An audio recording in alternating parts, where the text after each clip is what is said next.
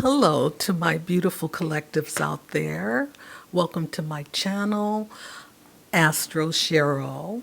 And this is your forecast for your astrology forecast, that is for February 2026. Wow, time is passing us right by. And before we get started, I just want to share with you some of the things that I want to point out for the month because this is a fast month because we only have 28 days in February. So things are moving pretty rapidly at this time. And when I say 2026, it brings to mind that in Ethiopia, they're only in 2018 because of the calendar that they use. So we're here, they're there, and their calendar is a solar calendar, whereas ours is the Gregorian calendar. But with their calendar, their body is more accustomed to the earth because it being a solar calendar, when the sun rises, that's when the time begins. When the sun sets, that's when the time ends. Okay, and I think that's important because we are, as a collective, our frequency on the planet is being reset because we're in the age of Aquarius, right? And the feminine Kundalini energy is rising, so that is creating change, and that's why in the Americas we see that government system breaking down because the Kundalini energy is about not about control, okay? It's more about our emotions and bringing love into the story, you know. So we're seeing a lot of what's been hidden coming to the surface, especially with those people who are in positions of authority. Okay, and what we have this month is a stellium starting out the month in the sign of Aquarius. Okay, Aquarius is all about the people having the power. Okay, and in the Americas, we can see that the system is breaking down and the people are starting to pay attention, take control.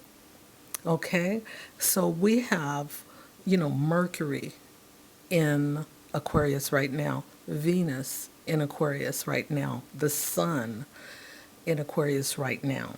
And we also have two asteroids, Vesta, and Vesta is the virgin goddess of hospitality. However, she's committed to her own internal flame. Okay, so when we're talking about your own internal self, God, that's where Vesta is touching in on us, is for us to remember who we really are. And the other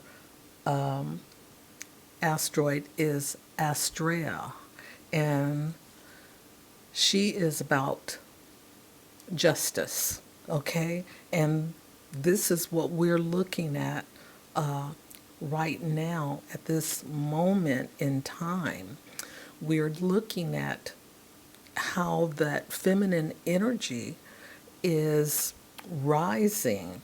And again, it's called the Kundalini, where, you know, some of us may have thought that that was a masculine energy, but no, it's a female energy. And we all have male and female in our body, okay?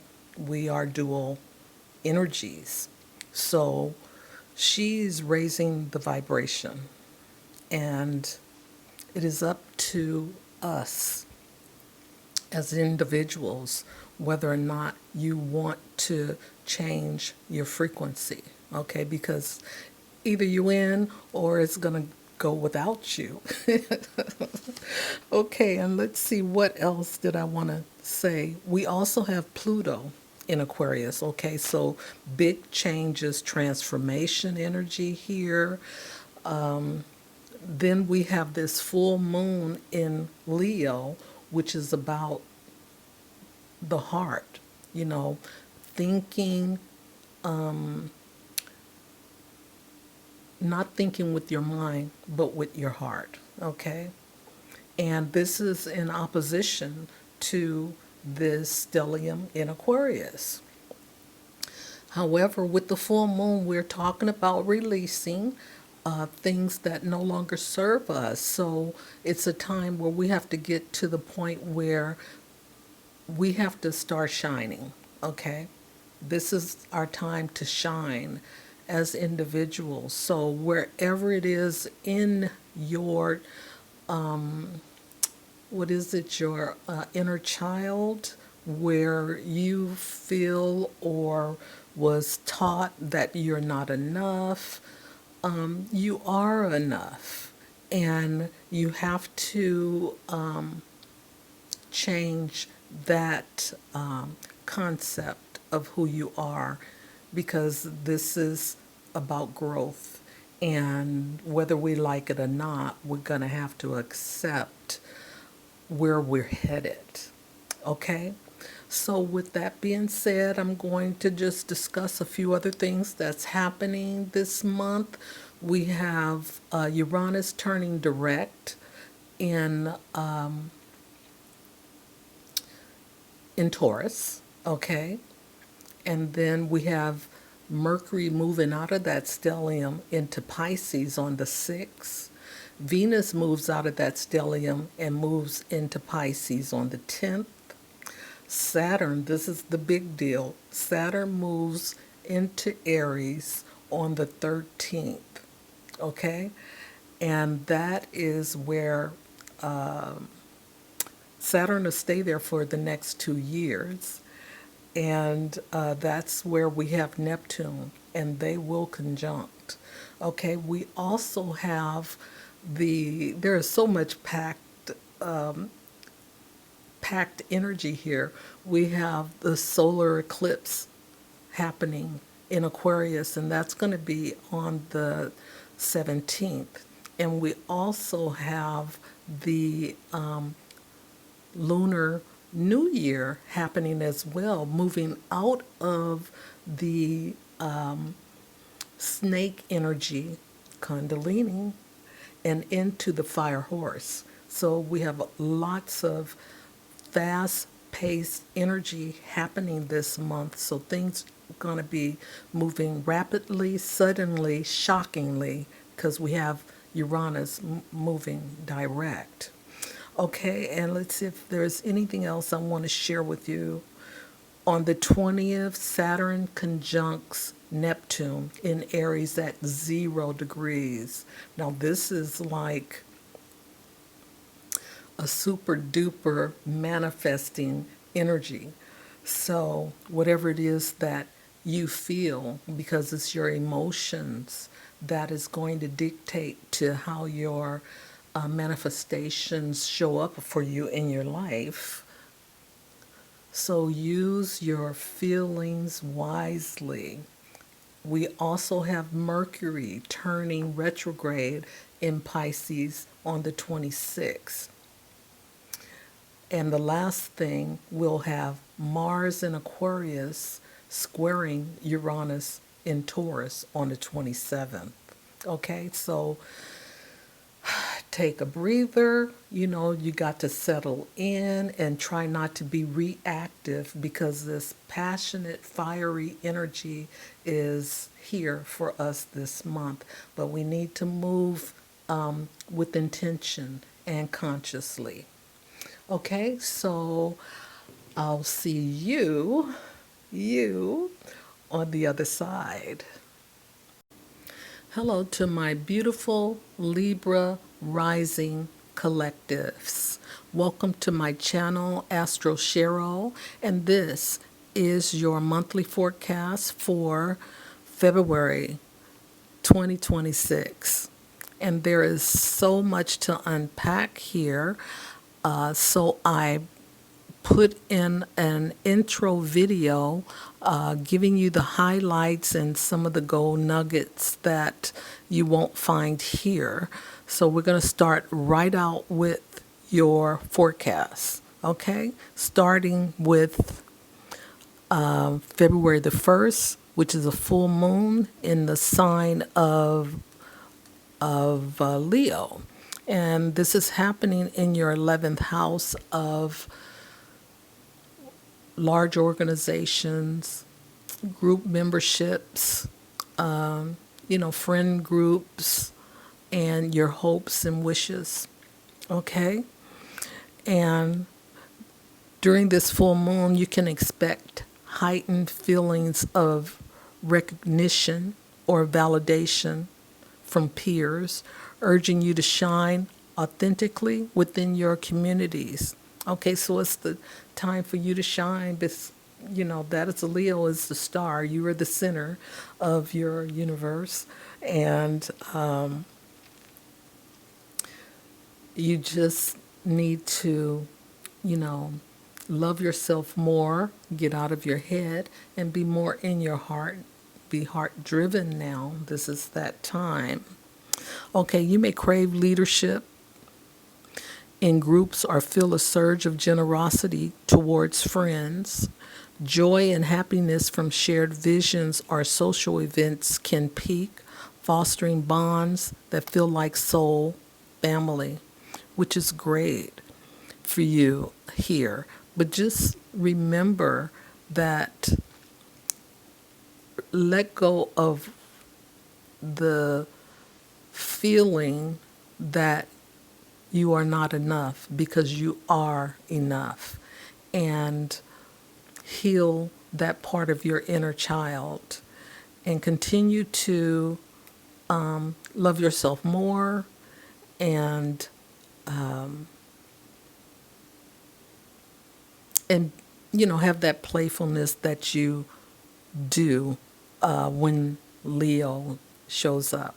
Okay, so Libra, you may not be, that loose when it comes to having that playfulness, but this is an opportunity because it'll shake open those areas that are closed off, and you can find out what it is that's holding you back so that you can shine. Okay? Now, on the 3rd, we have Uranus station direct in the sign of Taurus, and this is happening in your 8th house of death, transformation, joint resources, other people's money, debt, taxes, psychological issues, psychic energy, and let's see what else. Money, money, money, money. But that's it for now. Okay, so let's see. During this event, you crave stable yet unconventional evolution. This can disrupt your financial picture, such as inheritance, debts. Oh, that's the other one. Or joint ventures with sudden gains or losses. It can go either way with Uranus. Expect breakthroughs in emotional bonds, power dynamics, or taboo exploration, urging detachment from outdated controls. Okay? So, Uranus is a detached energy as well. So that's why the detachment from outdated controls are set. It's easier for you to release when you are not attached. to things that you can't control. Okay, so on the 6th, we have Mercury moving to Pisces, and this is happening in your 6th house. Mercury is detriment in the sign of Pisces, so it's not very happy there. And the 6th house is your house of routine, your daily routine, your work and your work habits, your co-workers, and your also your, authority figures. You may be overwhelmed or vague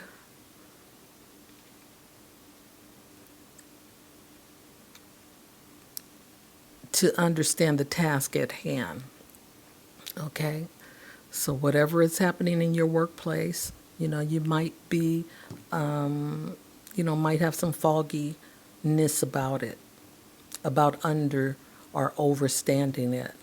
You may be absorbing the emotions of others at your workplace. Okay, and Pisces is unbounded, so that's what happens. You start to absorb other people's energy, and you don't know the difference between your energy and the person's energy that you are absorbing. Okay, so holistic practices helps you focus on what your body needs. This is your health. That was the other thing about the 6th house, your health. But remember, set your boundaries here because, Mercury is not functioning properly in Pisces, but you need to be aware of other people's energy so that you can identify when you need to take a step away. Okay? So Venus enters Pisces 7 days later in the 6th house, and she's exalted here. This is where Venus shines. So you are calm and you're caring in your workplace dynamics, and holistic self care is your motto. Expect smoother interactions with colleagues, fostering creativity and approachability in your task or with your task. You may feel drawn to service oriented roles or volunteering, finding joy in helping others. Sounds good. So on the 13th, you have Saturn moving to Aries, and it'll remain in Aries in your 7th house for 2 years. So this is the test that Saturn is creating for you in your relationship space. And this is your one-on-ones, this is your partnerships, this is your business partners if you have it. This is, legal matters, legal contracts, divorces. Those are your open enemies. Family, friends. I hope I covered it all in the 7th house. So this can bring feelings of isolation because Saturn is in Aries, and Saturn is that isolation energy, or pressure in one-on-one connections, pushing you to establish clearer boundaries and commitments. So this is going to be a whole 2 year story for you, Libra rising, and we know you're about justice and balance and, having that relationship energy, harmony. But there is something that Saturn wants you to, wake up to and recognize what no longer serves you. Okay? Because Saturn is going to conjunct Neptune in this 7th house. So there's definitely a theme that's happening that you need to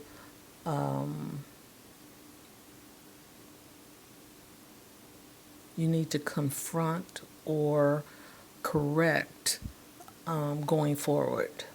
Okay, so on the 17th, we have a new moon, and that's in Aquarius, and this is happening in your fifth house. So this transit, your fifth house is your house of joy. It's where Leo lives, but it's the house of creativity. It's the house of hobbies, romance, and just playful fun. Children as well. Okay, and it's in the sign of Aquarius, and you know Aquarius is a detached energy. So this transit signals a fresh start in creative self-expression, romance, and playful pursuits with infused, innovative, and unconventional energy. That's Aquarius, 100%. Okay? So, you know, with this energy, Aquarius doesn't get too attached, but it does like to have fun. Okay? So on the 20th, we have Neptune in Aries conjunct Saturn at 0 degrees, new beginnings. This is the beginning of a 36-year cycle here. But here we have Neptune station in Aries in your seventh house for until 2039, 13 years, I believe. But Saturn only stays here for 2 years. So Saturn is trying to get you to get the work done before it leaves because it's just going to be Neptune, and Neptune is boundless. Okay? Neptune is a spiritual energy that wants love to be the theme, but it also is too wide. Okay, it doesn't know how to have boundaries, and it doesn't mind being boundless. However, you playing the role in this story needs to have some boundaries. So this is the test from the teacher Saturn, teaching you how to have boundaries when Neptune is around, especially in regards to your relationships. Know who you are, know your energy as opposed to the person you're involved with energy, because that can kind of mesh into one another, and you don't know who's who.